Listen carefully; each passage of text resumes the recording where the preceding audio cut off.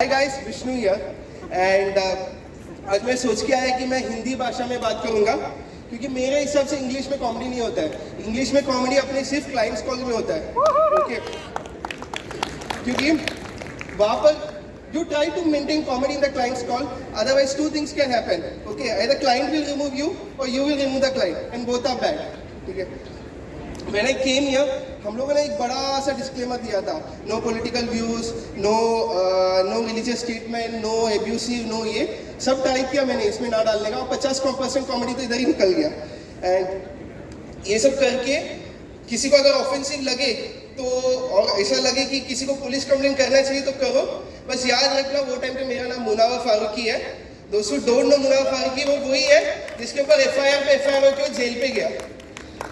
The bad thing is, crime करके remission law में लोग बाहर निकल रहे हैं और स्टैंड अप करके लोग अंदर जा रहे हैं। इससे बड़ा कॉमेडी अपने देश में क्या हो सकता है? एंड ये सब मुझे करना पड़ रहा है यहाँ पर आके, ठीक है, because this is also a part of my KRA। वो अपना फर्म बिल्डिंग एक्टिविटीज है ना, so I am doing my firm building activities here. ठीक है, क्योंकि मैं मेरा हंसा के फर्म बिल्ड करने को ट्राई किया। तुम लोग डिप्रेशन में नहीं हंसा, तुम लोग का प्रॉब्लम है। KRA is tough, KRA is tough, it is meant to be tough। बताइए क्या कोई गेस कर सकते हैं? सब कोई भी ऑर्गेनाइजेशन, नॉट आवर्स, एवरीवेयर, सबसे टफेस्ट KRA किसका है? Any guesses? Exactly my friend, सबसे टफेस्ट KRA HR का होता है। And I can explain why it is so. कोई बंदा इंटरव्यू में आ रहा है तो उसको समझाओ ये कंपनी क्यों अच्छा है, किसके लिए अच्छा है, व्हाई यू शुड ज्वाइन। जब वो है कंपनी में, ज्वाइन किया, तभी प्रोग्राम्स कंडक्ट करके बताओ ये कंपनी क्यों अच्छा है, किसके लिए अच्छा है। और जब वो जा रहा है तभी भी उसको समझाओ ये कंपनी क्यों अच्छा है, किसके लिए अच्छा है, व्हाई यू शुड स्टे। बस इतना ही फर्क है। वो लास्ट स्टेज को हम लोग एग्जिट इंटरव्यू कहते हैं, ठीक है, और that is the only place where you will be convinced that money is not everything in life. Okay, but this is not the point of conversation. ये सब मेरा प्रीवियस ऑर्गेनाइजेशन का एक्सपीरियंस है, कल वापस आके काम करने का, ठीक है।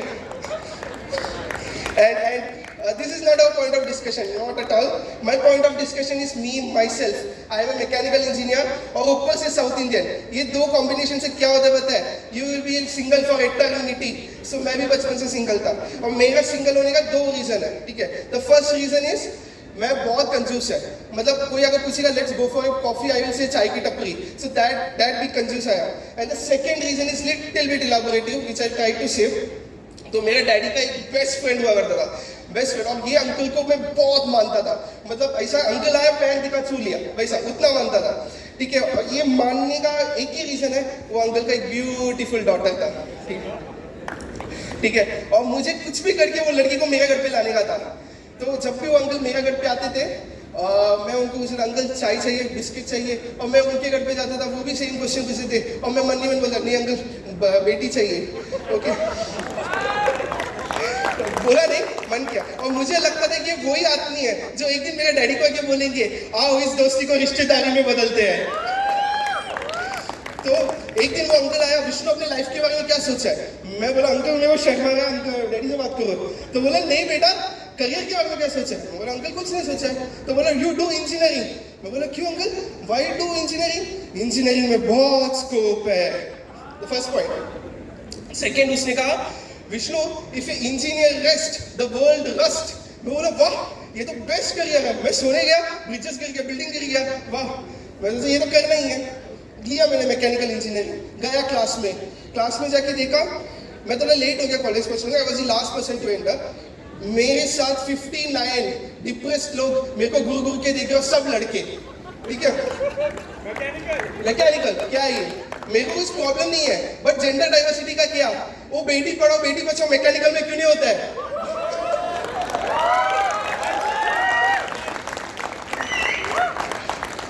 When a guy is sad, a girl is needed to console him, to understand him. बता लड़कों में खुशियां बांटने से 2 गुनी होती है और दुख बांटने से 4 गुनी होती है।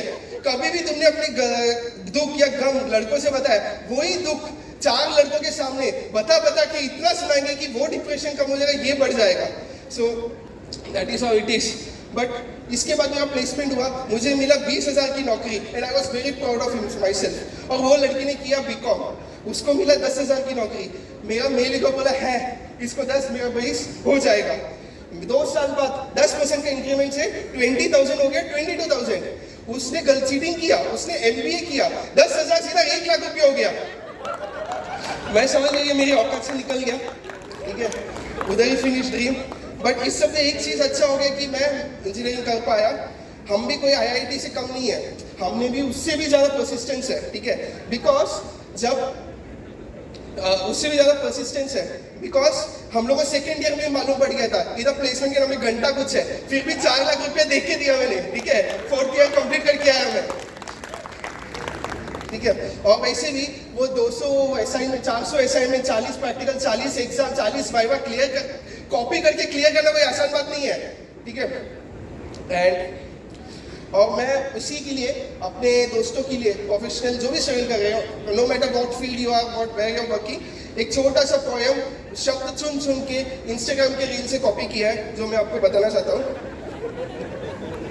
It's a very good poem and I want to tell convey that. मेरे को याद है फिर भी मैं देख के बोलेगा, गलती से कुछ हो गया तो, ठीक है। तो the poem goes this way.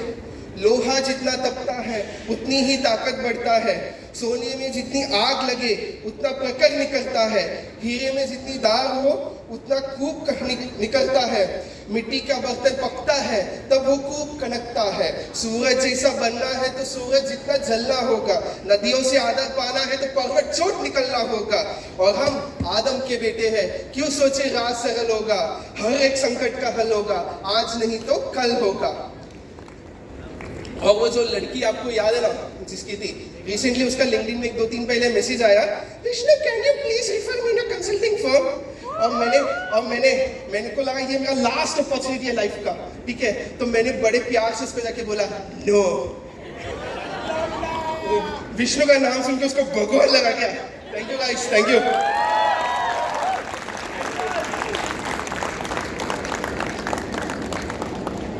What a performance, yeah, Vishnu.